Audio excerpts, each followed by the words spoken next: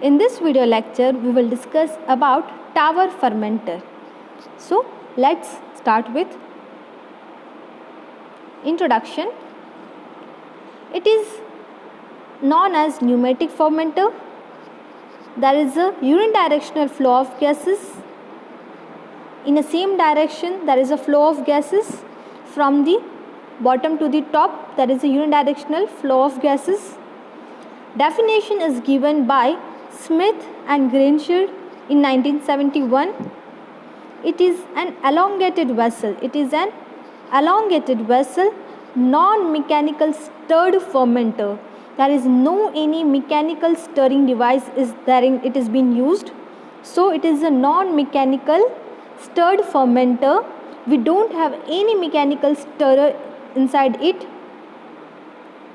Having expected ratio, that is 6:1, that is height ratio to the diameter, that is 6:1, through which unidirectional flow of gases occur.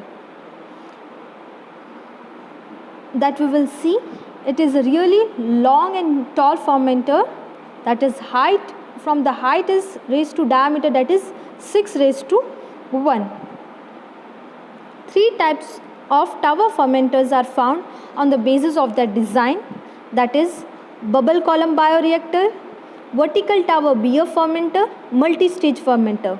We will see each.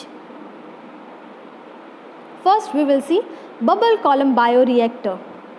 It is very much similar to the airlift bioreactor, but it is simplest design of tower fermenter. Bubble column bioreactor, it is the simplest design of tower fermenter. It is used at lab scale, made from either glass or metal body. The first described in the year 1947 or in 1949 for the production of citric acid and tetracycline by using the fungi. From here, from the sparger, the air will supply, pressurized air will supply.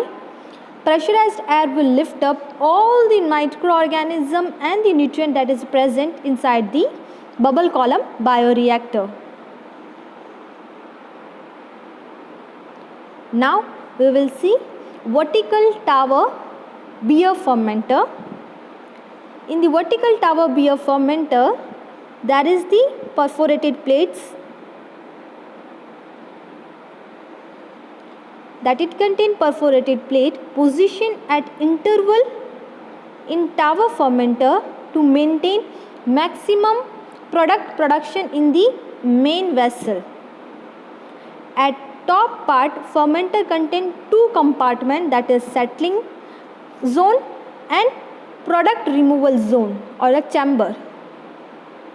In the settling zone, which is free form of rising gases, from here, from the sparger, that is a air will lift up all the nutrient and the microorganism, and the substrate is injected from the bottom, and there is a unidirectional flow of gases and no any stirrer devices that we are using here that will lift up.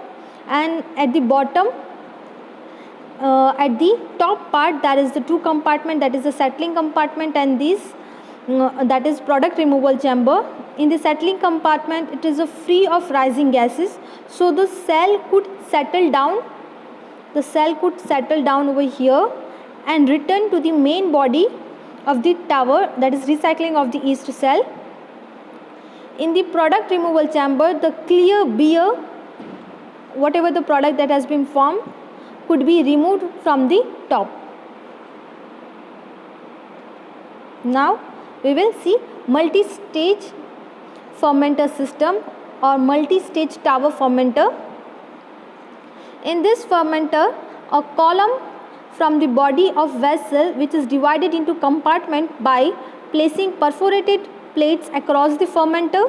There is a perforated plate that is divided into the compartment, that divides the compartment. About the 10% of horizontal area of plates are perforated. This fermenter have been used for continuously culturing of E. coli, Saccharomyces cerevisiae yeast and activated sludge. This is what all about the tower fermenter. The tower fermenter, the thing that we have to remember, that is in the tower fermenter, it is a non-mechanical stir fermenter. We don't have any stirrer, mechanical stirrer, and there is the unidirectional flow of gases. From the bottom to the top, there is a unidirectional flow of gases, and it is a really long and a tall, and height ratio to the diameter is 6:1. In that we have seen three types of tower fermenter, that is, first one, it was a bubble column bioreactor. Second, that is vertical tower beer fermenter, and the third one that we have seen, that is a multi-stage fermenter system. In the bubble column bioreactor, it is a very much similar to the airlift bioreactor. From the sparger, pressurized air will lift up all the nutrient and the microorganism. It is the simplest design. It is used in a lab. Whereas tower fermenter, it has a perforated plates provided at an interval. At an interval it has been placed, and at the top there are the two compartments, that is the settling zone compartment and product removal chamber. In the settling zone compartment, that will cell could settle down and return to the main body, that has been recycle of the yeast cells, and the product removal chamber from which, that is a clear beer, could be removed from the top.